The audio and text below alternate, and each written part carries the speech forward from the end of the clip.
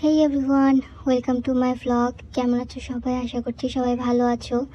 আর এটা হচ্ছে আমি গ্রামের বাড়ি যে কি করলাম সেই ভিডিওর পার্ট 2। তো এটা হচ্ছে পরের দিন সকালের ভিডিও।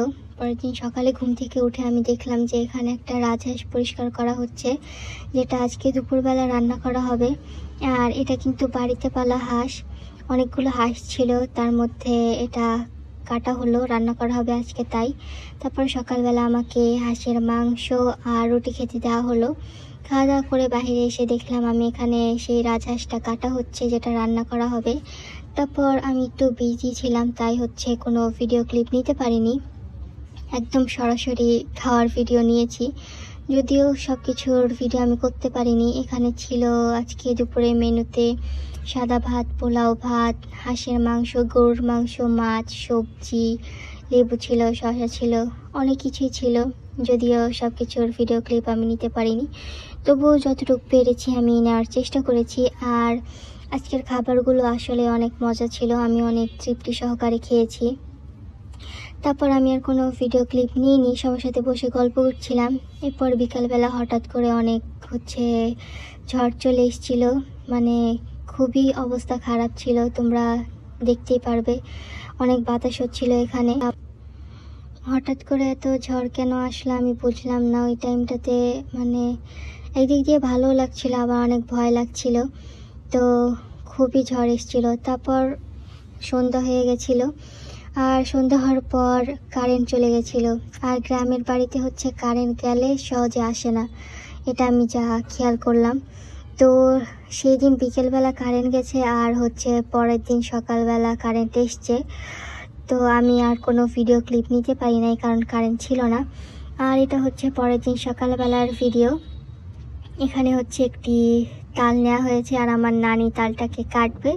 কাটার পর এখানে তাল থেকে তালের পাল্পগুলো বের করে নেবে। এখানে আমার নানি আর ছোটো খালাতো বোন মিলে তালের খোসাটা ছাড়াচ্ছিল। তালের খোসা ছাড়ানো কিন্তু খুবই কষ্টকর কাজ। আর আমার খালাতো বোন আমাকে বলছিল, তুমি বসে বসে ভিডিও কেন করছো, তুমি আমাদেরকে হেল্প করো। তবু আমি তাদের কোনো কথা শুনিনি, আমি ভিডিওই করছিলাম। তো এরপর তারা তালের খোসাগুলো খুব কষ্ট করে ছাড়াচ্ছিল, কারণ তালটা জানি না কেন এত শক্ত ছিল, তালের খোসাটা লাস্টের দিকে উঠছিল না। তারপর কোনো রকম তালের খোসাগুলো ছাড়ানো হলো। ছাড়ানোর পর এগুলোকে 3টি ভাগে ভাগ করা হলো, কারণ এখানকার 3টি বিচি থাকে। এরপর এটাকে পানি দিয়ে সুন্দর করে ম্যাশ করতে হয়।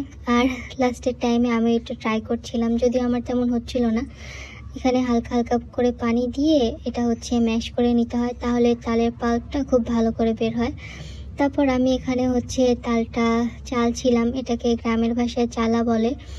এই এই বাঁশের জিনিসটাই করে তালটা ঘষা দিলেই তালের পাল্পগুলো নিচে বের হয়ে যায়। এটা খুবই কষ্টের কাজ, খুবই।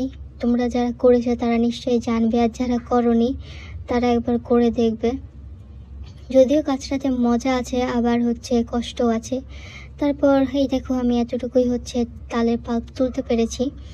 তারপর ওখান থেকে রান্নাঘরে এসে দেখলাম আমার খালামণি এখানে রুটি বানাচ্ছিল, যা আজকে আমরা সকালবেলা খাবো। তারপর এখানে গরুর মাংস দিয়ে রুটি খেতে দিল। তারপর আমি আর কোনো ভিডিও ক্লিপ নিইনি, কারণ অনেক কারেন্ট যাচ্ছিল, আর গরমে তখন ভালোও লাগছিল না। এটা বাসায় আসার টাইমের ভিডিও।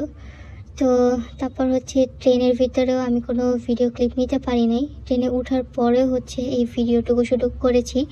তারপর আর কোনো ভিডিও ক্লিপ আমি নিইনি।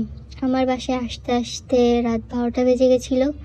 তারপর অত এনার্জিও ছিল না আমার, আমি খুব টায়ার্ড ছিলাম। আর আমি দুপুরে খাবারও ট্রেনে উঠে খেয়েছি। আমাদের ট্রেন ছিল 4টায়, তার আগে কিছু খেতে পারিনি, তাই আমরা ট্রেনে ওঠার পরে দুপুরে খাবার খেয়েছি, চা খেয়েছি, অনেক কিছুই খেয়েছি, সব কিছুই ভিডিও ক্লিপ নিতে পারিনি। তো গাইস, আজকের ব্লগ এতটুকুই। Bye bye.